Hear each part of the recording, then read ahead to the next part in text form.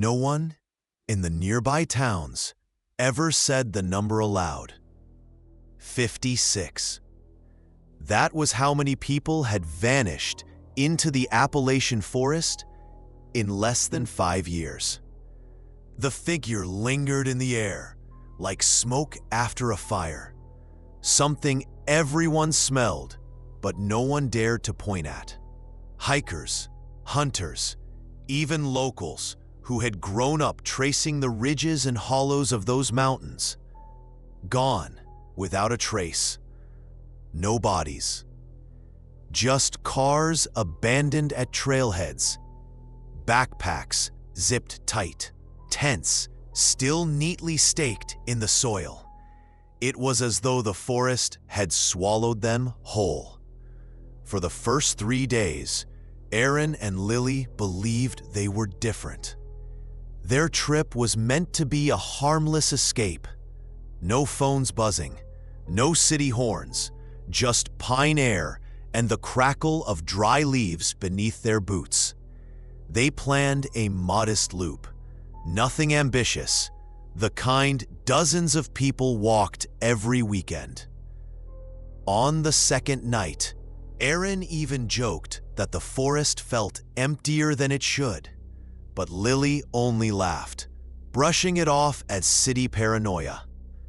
By the 4th day, the emptiness became real. That morning, Lily woke sluggish, her skin pale and her forehead hot. A fever had taken root, sudden and merciless. She tried to smile through it, insisting she could keep walking, but Aaron could see the effort behind every step.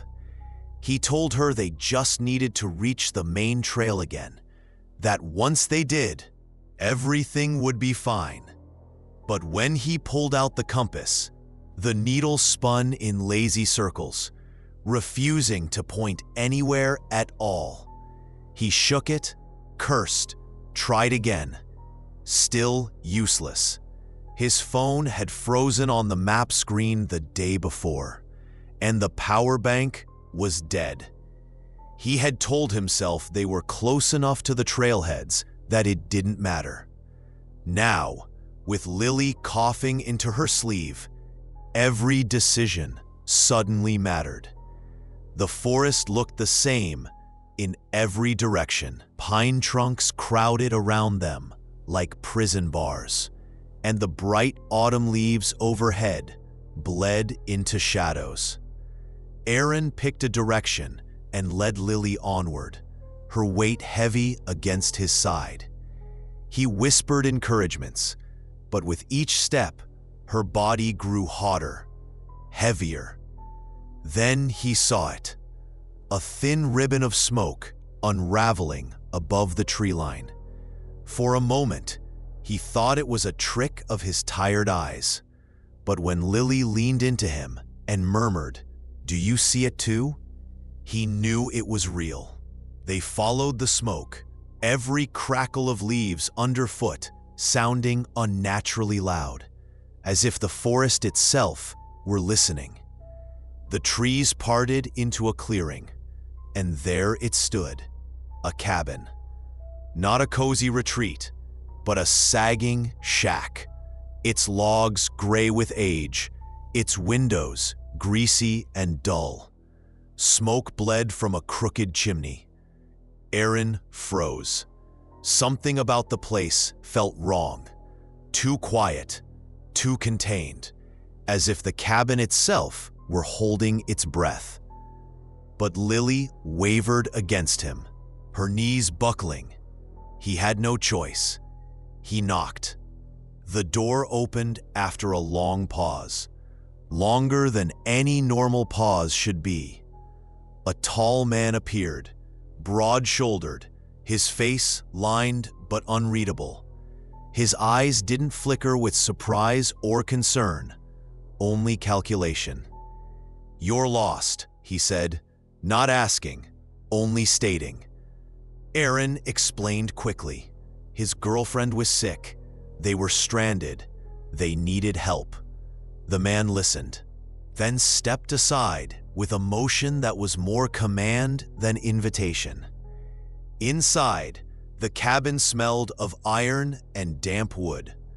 A woman emerged from the back, hair pulled tight into a bun, her hands scrubbed raw and pink. She smiled without warmth. "You poor children," she murmured. They settled Lily into a narrow bed. The woman pressed a damp cloth to her forehead. A young man appeared soon after, 18, tall, lean, with eyes that lingered too long on Lily. "We'll take care of her," he said. The woman said softly. Relief washed through Aaron, until he noticed something else. The cabin door wasn't normal. It was laced with locks, chains, bolts, even a heavy iron bar that could drop across the frame. And they weren't placed to keep something out. They were meant to keep something in. The cabin's interior was dim, lit only by the glow of a small oil lamp that left more corners in shadow than it revealed. Aaron sat beside Lily, listening to her shallow breaths. Her fever hadn't broken. Her skin was hot and damp under his touch. He tried to change the cloth on her forehead, but the woman was already there, efficient and silent, wringing it out in a wooden bowl and placing it back with a precision that made him uneasy. "She should rest," the woman said softly. Though her tone carried no warmth, it was closer to instruction than advice. Aaron cleared his throat. "We really appreciate this. I wasn't sure we'd find anyone out here." The woman glanced at him only briefly. Her expression was neither friendly nor hostile, just unreadable. "Most don't." Before Aaron could ask what she meant, the tall man entered, ducking beneath the low doorframe. He carried an unlit lantern that smelled faintly of oil, setting it down on the table with deliberate care. His eyes fixed on Aaron, steady and weighing. "You'll stay until she's strong enough to leave," he said, each word firm, leaving no room for disagreement. Aaron hesitated. "I don't want to impose. If there's a road nearby, maybe I could—" "There isn't," the man interrupted, calmly. His voice was flat, but it carried an edge of finality. The sun appeared then, leaning in the doorway with folded arms. He looked no older than 18, tall and wiry, his gaze resting too long on Lily before flicking to Aaron. "They're tired," he said. "Should I show him where to sleep?" Aaron stiffened at the way the boy phrased it, but before he could respond, the woman touched her son's arm. "Later," she said, almost dismissively, then turned back to Aaron. "You need to eat first." From the kitchen came the clatter of tin bowls. The smell of thin broth drifted into the room, metallic and earthy. Aaron accepted the bowl they handed him, though the steam rising from it made his stomach tighten. He took a careful sip. The taste was bland, almost bitter, but he forced it down under the watchful eyes of the family. "You'll feel steadier once you've had food," the woman said, though her eyes stayed on him a moment too long. Aaron managed a nod, pretending at gratitude, but unease settled in his gut. Something about the way they moved, the timing of their words, the silence between them, felt orchestrated, as if they were following a pattern he couldn't see. When Lily stirred and muttered faintly in her fevered sleep, Aaron leaned close to her, whispering comfort. She gripped his hand weakly, eyes flickering open for the briefest moment. Her lips formed a word, though it came out broken, breathless. Leave. Aaron squeezed her hand, telling her she was safe, that they had found help. But when he looked back at the family, all three of them were still watching, quietly, as if they hadn't missed a single word. The days bled together in the cabin. Aaron lost track of how long they had stayed. 2 days, 3, maybe more. Each morning felt the same. He woke stiff and groggy, as though his sleep had been deeper than it should have been, dreamless and heavy. He didn't remember lying down most nights. One moment, he was sitting beside Lily. The next, his eyes snapped open to the pale light of dawn. The family moved through the cabin with the same quiet rhythm, always present, always watchful. The father disappeared outside at odd hours, returning with chopped wood or water. The mother hovered near Lily, wiping her forehead, whispering words Aaron couldn't always catch. And the son lingered, his gaze shifting between Aaron and Lily, like he was waiting for something neither of them understood. The food never changed. Stew that tasted of metal, bread that crumbled to dust in the mouth, water that left a bitter aftertaste. Aaron forced it down, but each meal left him sluggish, his limbs too heavy, his thoughts fogged. More than once, he found himself blinking at the window, unsure how hours had passed without memory of them. Lily was slipping further away. Her fever burned higher, her body weaker. She whispered things that made no sense, half words, fragments of sentences, pleas that broke Aaron's heart. He begged the family for medicine, for a way out, but the father only said she needs rest. The son smirked once, barely hiding it. One evening, while changing the cloth on Lily's forehead, Aaron noticed something that froze him in place. Her arm, pale against the blanket, had a mark on it. A tiny puncture, just above the bend of her elbow, the kind left by a needle. He stared at it, mind scrambling for reason. Maybe she scratched herself. Maybe it was a rash. Maybe. But there was no maybe. The mark was too precise. And when he looked up, he realized the mother was watching him from across the room. She smiled faintly, as if she knew exactly what he had seen. Aaron no longer trusted the hours. They slipped by too quickly, dissolving into stretches of blankness he couldn't explain. He'd eat, he'd blink, and suddenly it was evening. Each time he woke, his head felt heavier, his body slower. And each time, Lily looked weaker.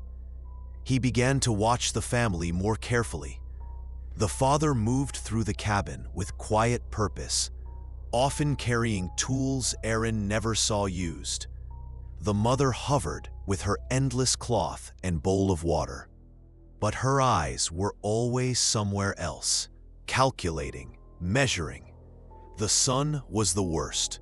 His gaze lingered on Lily like hunger, and on Aaron like amusement. One night, restless and unable to sleep, Aaron forced himself to stay awake. He sat in the corner of the small room, pretending to doze, his body tense as a wire. Hours passed. The lamp was turned down low. That was when he heard them, the parents' voices, faint through the wall. "How much longer?" the woman asked. "As long as she holds," the man replied. "He's stronger. She won't last, but he will." Aaron's heart thudded in his throat. He strained to catch more, but their voices fell into whispers, the words slipping through the wood like smoke. He looked at Lily then.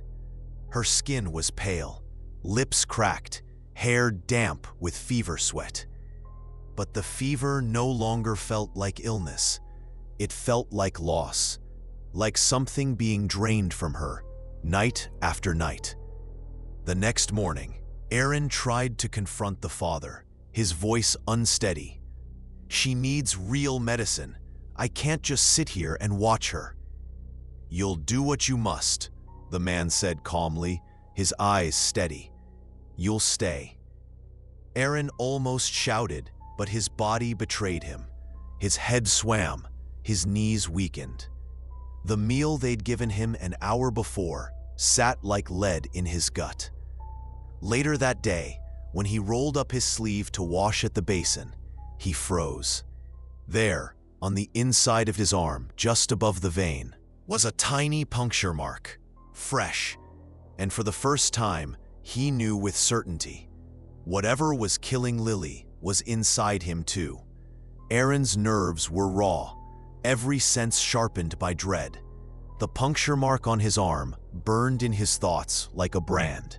He kept rubbing at it, as though the skin might erase the truth. But the truth was everywhere, in Lily's hollow cheeks, in her eyes that barely opened now, in the way her voice cracked when she tried to whisper his name. That evening, as the family gathered in the main room, Aaron stood. His legs trembled, but his voice cut through the silence. "What are you doing to her?" The father looked up from the lantern. He was trimming, calm as ever. "She's sick. We're helping." Aaron's hands clenched. "No, don't lie to me. I've seen the marks, on her, on me." His words shook, but once spoken, they could not be taken back. You're taking something from us." The son smirked openly now, no longer hiding it. "Finally," he said under his breath. The mother set down her bowl, folding her raw, reddened hands in her lap.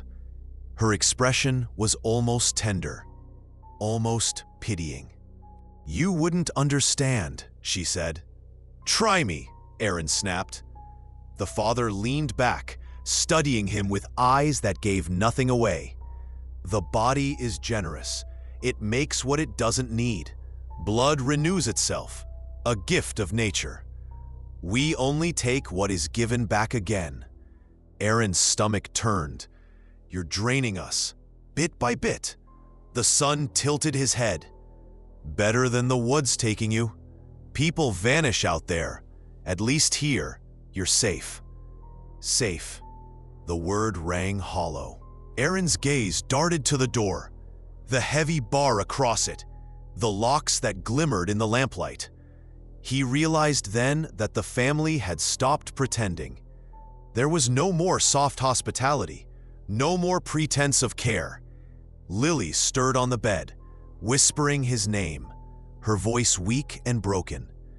Aaron moved toward her, but the father rose, his massive frame blocking the way.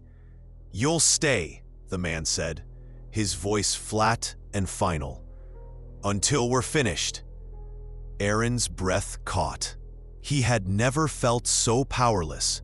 The room seemed to shrink around him, the shadows stretching long and sharp.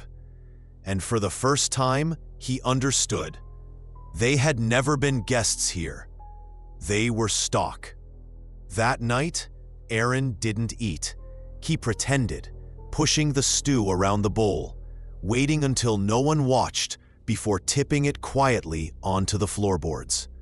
His stomach groaned with hunger, but his head remained clearer than it had in days. For the first time since they entered the cabin, he felt awake. He waited. The house grew still. The lamp dimmed. The wind outside pressing against the boards. Lily's breathing was ragged, shallow, but her hand tightened weakly around his when he whispered, "I'm getting us out."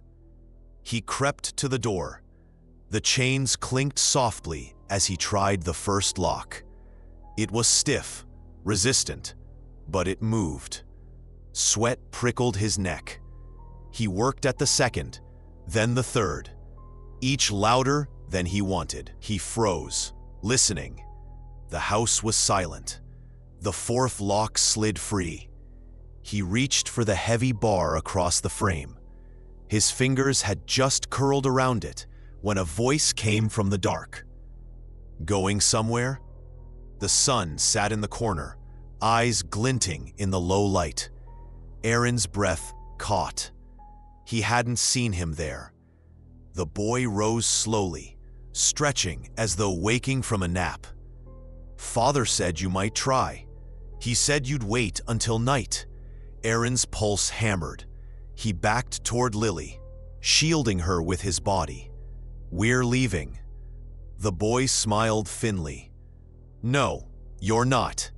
The door behind Aaron creaked open. The father filled the frame, shoulders broad, shadow swallowing the room.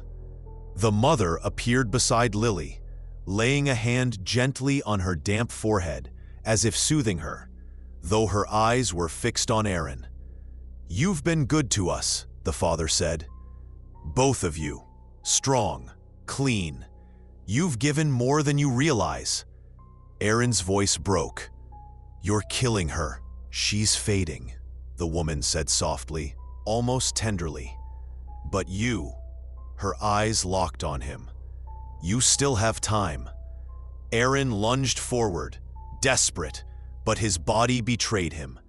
His vision swam, his muscles weak, as if the very strength had been drained away drop by drop. He fell to his knees beside Lily, gripping her hand. Her lips moved, forming his name, but no sound came. The family closed in around them.